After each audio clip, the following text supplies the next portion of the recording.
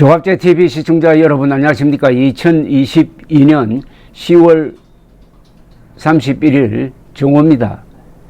29일에 있었던 이태원 압사 사고는 지금 세계적 뉴스가 되고 있습니다. 세계 거의 모든 언론이 머리 기사로 다루고 있습니다. 154명의 확인된 사망자 중 외국인이 26명이나 됩니다. 국적도 14개 나라입니다. 미국, 일본, 이란, 스리랑카 등등. 그러니까 지금 세계가 한국을 지켜보고 있다. 세계가 한국 정부의 대응을 지켜보고 있다. 이렇게 보시면 됩니다. 따라서 무슨 대책을 내어놓든지 무슨 발언을 하든지 중인환실이 이루어지고 있고, 특히 합리적 기준을 적용하는 서방 선진국이 면밀히 관찰하고 있다는 점을 의식해서 발언할 필요가 있다고 생각합니다. 그런데 어제 이상민 행정안전부 장관의 발언이 조금 지적을 받고 있습니다. 이태원 사고와 관련해 가지고 경찰과 소방 인력을 미리 배치해서 해결할 수 있었던 문제는 아니었다. 그때 광화문 일대에서 시위가 있어서 거기에 병력을 많이 배치하게 되어서 상대적으로 이태원에는 좀 신경을 덜 썼다 하는 취지의 발언을 한 게 이게 문제가 되고 있습니다. 국민의힘 당권 주자인 김기현 전 원내대표는 공개적으로 비판을 했습니다. 오늘 MBC 라디오 김종배의 시선집중과 인터뷰하면서 국민들의 아픔을 이해하고 또 국민들의 아픔에 동참하는 모습이 아닌 형태의 그런 은행은 조심해야 한다. 행안부 장관 설명에 의하면 그 당시에 서울시청 인근이나 광화문 인근 이런 데 집회가 많았다. 거기에 인력을 배치하다 보니 이태원에 그렇게 중요성을 인식하지 못했던 것 같다. 좋은 판단은 아니었다. 사람이 10만 명 모인다. 이런 식의 이야기가 있었기 때문에 사전에 대책을 세웠어야 된다. 굉장히 소홀했다. 이런 표현을 썼습니다. 그리고 초당적 협력을 선언한 더불어민주당에 대해서는 감사하게 생각한다면서 이런 대형 참사 사건에 있어서 정무적으로 이익이 될까 손해가 될까 이렇게 판단하는 일이 아니라는 점에 대해서 여야가 공감대가 형성됐다는 것은 의미가 있다고 생각한다고 했습니다. 김기현 의원은 이어서 이분이 울산 시장 출신이니까 행정에도 밝은 분입니다. 이렇게 이야기했습니다. 각종 지방정부나 또 관공서 같은 데서 주최할 때는 안전대책, 응급조치 대책 이런 것들을 세우라고 지침이 내려가 있고 그에 따라서 준비가 되어 왔다면서 그 당시 지침을 만들 때만 하더라도 주체가 없는 그런 행사의 경우에 대한 생각을 미처 못했었다. 이번 헬로윈 축제 같은 경우도 주최자가 있는 것이 아니라 자연 발생적으로 많은 사람들이 모였다. 이런 문제에 대해서 사전에 조금 예견하고 대책을 세웠어야 된다고 했습니다. 그런데 이상민 장관은 지난 29일 이태원에 모였던 인파가 그 전날 모였던 인파와 비교해서 그렇게 많지 않았다 하는 인식을 갖고 있는 듯한데 통계상으로는 그렇지 않습니다.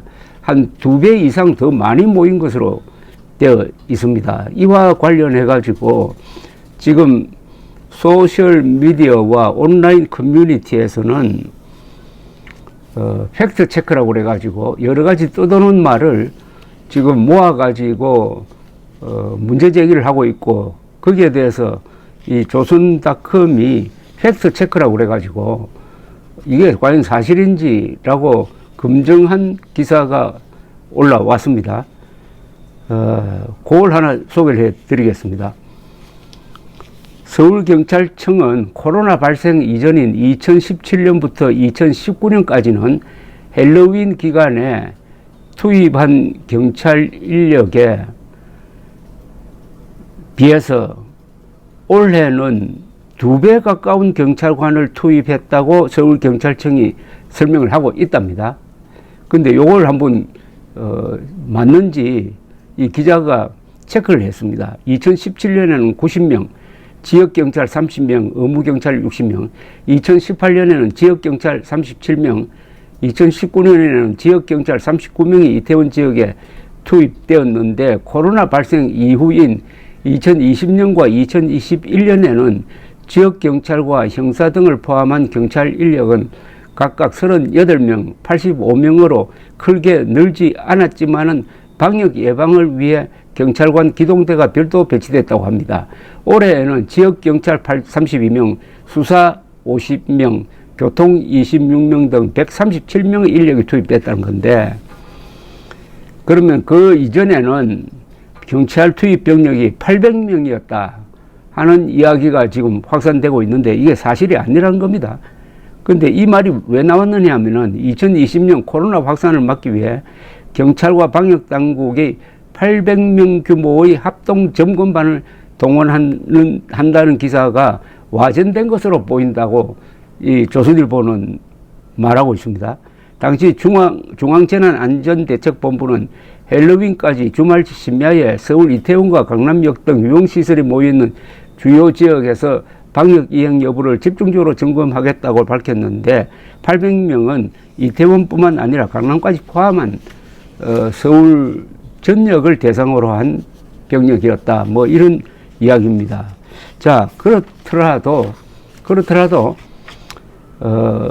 이번 저런 사고를 사전에 막는 것은 사실상 불가능하다고 보여집니다.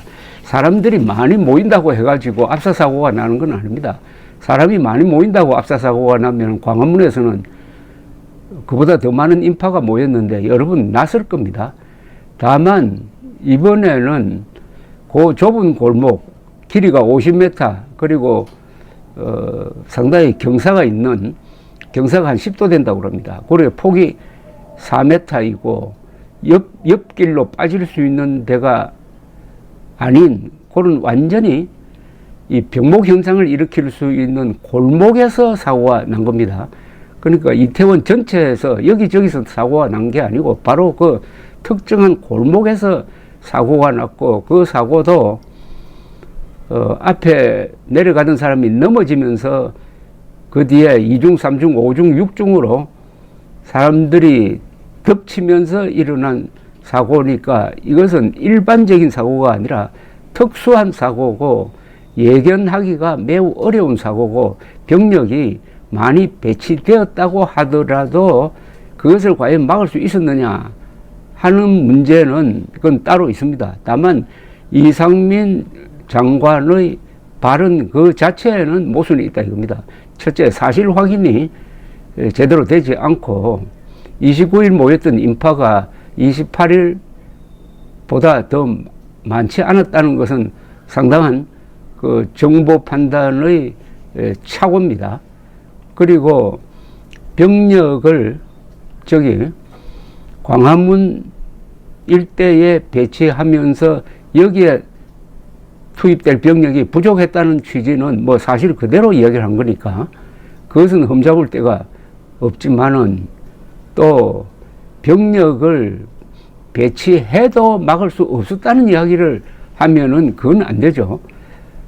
그날 현장에서 보면은 교통 통제가 안 된 것을 알 수가 있습니다. 이태원 그 거리, 메인 스트리트는 차가 다닐 수 있도록 확보가 되어야 하는데 거기에도 사람들이 몰려가지고 심지어 소방구조대가 출동하는 것도 상당히 어려울 정도로 도로가 사람과 차량으로 꽉 차고 말았습니다.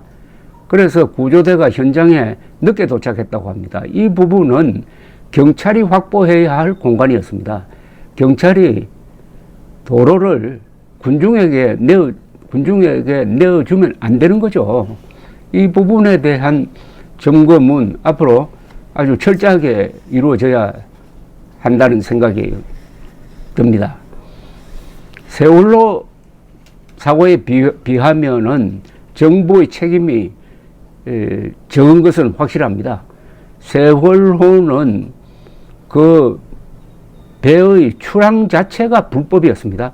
그렇게 과적된 화물을 싣고 출항해서는 안 될 그 선박이 출항을 함으로써 잔잔한 바다에서 그냥 넘어져 버린 겁니다. 그러니까 이 부분은 정부의 책임이 분명한데, 이번에 이런 사고에서 정부의 책임을 어느 정도까지 물을 수 있느냐 하는 것은 아주 앞으로 논란이 될 것으로 보입니다. 그렇더라도 정부 당국자의 언행은 사실에 기초하되 상식적으로 아주 조심해야 된다, 이 점을 지적하고 싶습니다. 감사합니다.